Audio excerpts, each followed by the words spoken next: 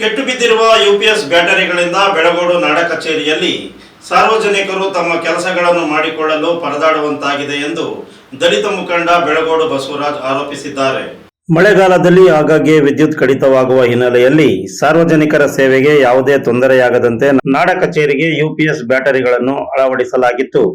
ಆದರೆ ಹಲವು ದಿನಗಳಿಂದ ಯುಪಿಎಸ್ ಬ್ಯಾಟರಿಗಳು ಕೆಟ್ಟು ಬಿದ್ದಿರುವ ಕಾರಣ ನಾಡ ಕಚೇರಿಯ ಕಾರ್ಯನಿರ್ವಹಣೆಗೆ ಅಡಚಣೆ ಉಂಟಾಗಿದ್ದು ಸಾರ್ವಜನಿಕರ ಕೆಲಸಗಳು ವಿಳಂಬವಾಗುತ್ತಿವೆ ಎಂದು ಅವರು ದೂರಿದ್ದಾರೆ. ಕೂಡಲೇ ಯುಪಿಎಸ್ ಬ್ಯಾಟರಿಗಳನ್ನು ದುರಸ್ತಿಗೊಳಿಸಿ ಸಾರ್ವಜನಿಕರಿಗೆ ಸುಗಮ ಸೇವೆ ಒದಗಿಸಬೇಕು, ಇಲ್ಲವಾದರೆ ಸಂಬಂಧಪಟ್ಟ ಅಧಿಕಾರಿಗಳ ವಿರುದ್ಧ ಪ್ರತಿಭಟನೆ ನಡೆಸಲಾಗುವುದು ಎಂದು ದಲಿತ ಮುಖಂಡ ಬಸವರಾಜ್ ಬೆಳಗೋಡು ಎಚ್ಚರಿಕೆ ನೀಡಿದ್ದಾರೆ.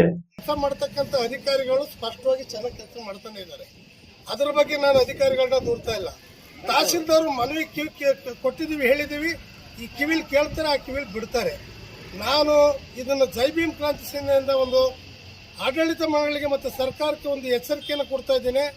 ಒಂದು ವೇಳೆ ಇದನ್ನು ಪರಿಗಣಿಸ್ತಾರೆ ನಿರ್ಲಕ್ಷ್ಯ ಮಾಡಿದ್ದೇ ಆದರೆ ಸಾರ್ವಜನಿಕರ ತೊಂದರೆಗಳನ್ನು ನೀವು ನಿವಾರಣೆ ಮಾಡಲಿಕ್ಕೆ ಮುಂದಾಗಲಿಲ್ಲ ಅಂತ ಅಂದರೆ ಬೆಳಗೋಡು ನಾಡ ಕಚೇರಿಯ ಮುಂದೆ ಒಂದು ಎಲ್ಲ ಸಾರ್ವಜನಿಕ ಎಲ್ಲ ಸಂಘ ಸಂಸ್ಥೆಗಳನ್ನ ಒಟ್ಟುಗೂಡಿಸಿ ಒಂದು ಪ್ರತಿಭಟನೆಯನ್ನು ಮಾಡಿ ನಾವು ಇಲ್ಲಿಂದ ಜಿಲ್ಲಾಧಿಕಾರಿಗಳ ಕಚೇರಿವರೆಗೆ ನಾವು ಪಾದಯಾತ್ರೆಯನ್ನು ಮಾಡ್ತೀವಿ. ದಯಮಾಡಿ ಅಷ್ಟಕ್ಕೆ ಅವಕಾಶ ಮಾಡಬೇಡಿ. ನೀವು ಈ ವಾರದಲ್ಲಿ ಈ ನಾಳೆನೇ ಬಂದು ನೀವು ಖುದ್ದಾಗಿ ಬೆಳಗೋಡು ಗ್ರಾಮ ಪಂಚಾಯತಿಗೆ ಬಂದು ಗ್ರಾಮ ಪಂಚಾಯತಿಯ ಅಲ್ಲಿ ಕೆಲವು ವಿಷಯಗಳನ್ನ ತಿಳ್ಕೊಂಡು ನಾಡ ಕಚೇರಿಗೆ ಬಂದು ಇಲ್ಲಿ ಯುಪಿಎಸ್ ವ್ಯವಸ್ಥೆಯನ್ನು ಮಾಡಿ ಸಾರ್ವಜನಿಕರಿಗೆ ಅನುಕೂಲ ಮಾಡಬೇಕು ಅಂತ ಹೇಳಿ ಜೈ ಭೀಮ್ ಕ್ರಾಂತಿ ಸೇನೆಯಿಂದ ಎಚ್ಚರಿಕೆಯನ್ನು ಕೊಡ್ತಾ ಇದ್ದೇನೆ. ನಮಸ್ಕಾರ. ಇದನ್ನ ನಿರ್ಲಕ್ಷ್ಯ ಮಾಡಬೇಡಿ.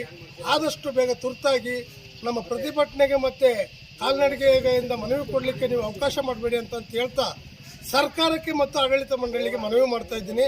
ತಾವು ದಯವಿಟ್ಟು ನಿರ್ಲಕ್ಷ್ಯ ಮಾಡಬೇಡಿ. ನಮಸ್ಕಾರ sir. You are watching TV46 News Kannada.